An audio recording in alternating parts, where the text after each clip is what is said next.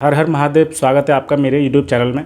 मैं अजीत सिंह अपने YouTube channel में सुनाता हूं भगवान के रियल चमत्कार के किस्से, जिन्हें सुनकर आपका भगवान पर विश्वास और मजबूत हो जाएगा और गहरा हो जाएगा। आप देखेंगे कैसे भगवान हमें बचाने के लिए कभी कभी खुद आते हैं तो कभी कभी किसी को भेजते हैं। तो चलिए आज का सच्चा किस्सा शुरू करते हैं। आज का किस्सा शेयर किया है अमित श्रीवास्तव जी ने। ये कहानी सच्ची है या झूठी, ये निर्भर करता है आपके विश्वास पर। तो चलिए शुरू करते हैं।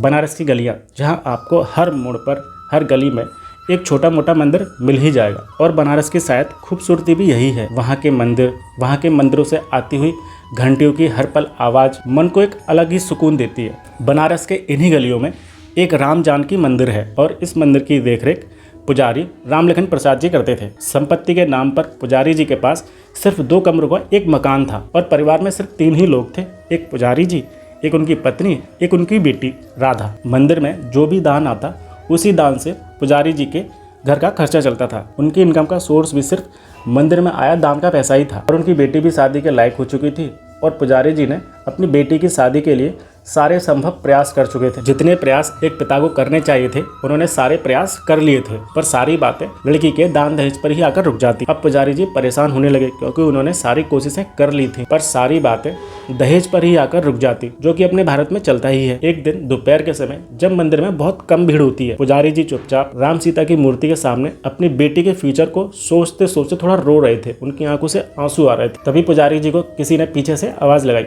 नमस्कार पुजारी जी। पुजारी जी ने अपने आंसू पोंछे और देखा कौन आया है, तो वहाँ एक बुजुर्ग कपल आए होते हैं। फिर पंडित जी उन्हें अंदर बुलाते हैं, बैठने को बोलते हैं। देखने में वो बुजुर्ग कपल अच्छे खासे पैसे वाले लग रहे थे, और उनके फेस पे अलग ही चमक थी। फिर पंडित जी दोनों से पूछते हैं, बताइए महाराज, मैं आपकी क्या सेवा कर सकता हूँ। फिर वो बुजुर्ग कपल अपना नाम बताते हैं और बोलते हैं, हम गुजरात से काशी दर्शन करने आए हैं, पर हमारा कोई बच्चा नहीं है। हमने बहुत प्रयास किए, बहुत मन्नतें मांगी, लेकिन अभी तक हमें कोई संतान सुख नहीं मिला। बहुत सालों से हमने एक मन्नत मांगी थी कि एक हम किसी गरीब लड़की की शादी करवाएंगे, कन्यादान करेंगे, शायद तभी भगवान हमारी सुने। ये बात सुनकर पंडित जी मनी मन बहुत खुश हुए, और उन्हें लगा जैसे उनकी इच्छा पूरी करने के लिए भगवान ने खुद किसी व्यक्ति को भेजा हो। फिर वो गुजराती कपल बोलते हैं, पुजारी जी आप किसी लड़की को जानते हैं जो गरीब हो, जिसकी शादी ना हो रही हो? हम लड़की को हर तरह से दान दहेज देंगे, और हमारी नज़रों में एक लड़का भी है जो उससे शादी कर लेगा। फिर पुजारी जी ने बिना टाइम वेस्ट किए अपनी बेटी के बारे में बताया, अपने बारे में बताया, अपनी कंडीशन के बारे में बताया कि दहेज की वजह से उनकी बेटी की शादी नहीं हो पा रही है। फिर वो गुजराती कपल भी खुश हो गए, बढ़िया जल्दी लड़की मिल गई शादी के लिए।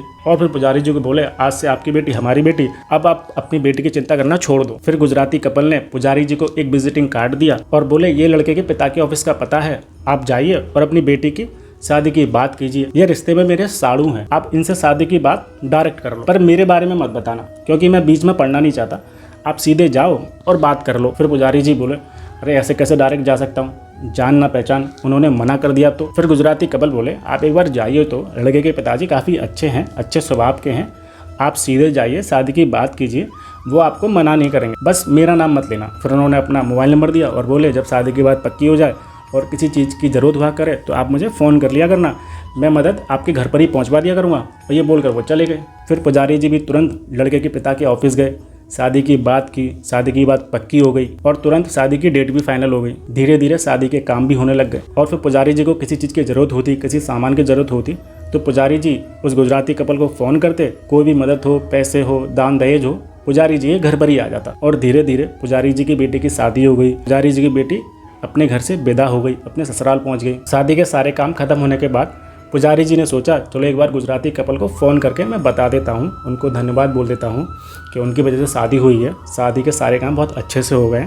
फिर पुजारी जी ने उस गुजराती कपल को फ़ोन लगाया, फ़ोन स्विच ऑफ। फिर थोड़ी देर बात किया, तब भी स्विच ऑफ। फिर उन्होंने सोचा चलो शाम को करूँगा, जब शाम को किया तब भी स्विच ऑफ। फिर दूसरे दिन लगाया, तब भी स्विच ऑफ।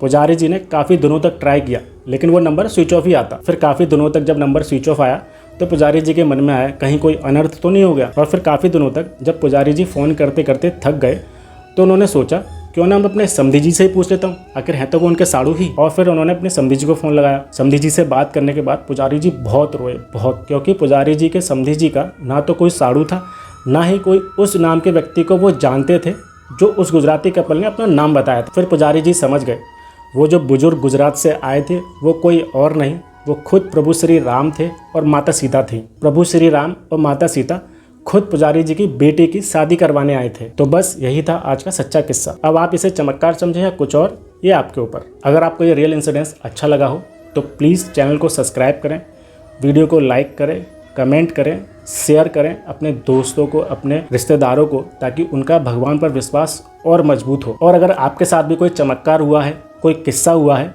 तो आप उसे बेझिझक मेरे व्हाट्सएप नंबर पर वॉइस रिकॉर्ड कर भेज सकते हैं। मेरा व्हाट्सएप नंबर डिस्क्रिप्शन में है। तो चलिए मिलते हैं अगले चमत्कार में। जय सिया राम, राधे राधे।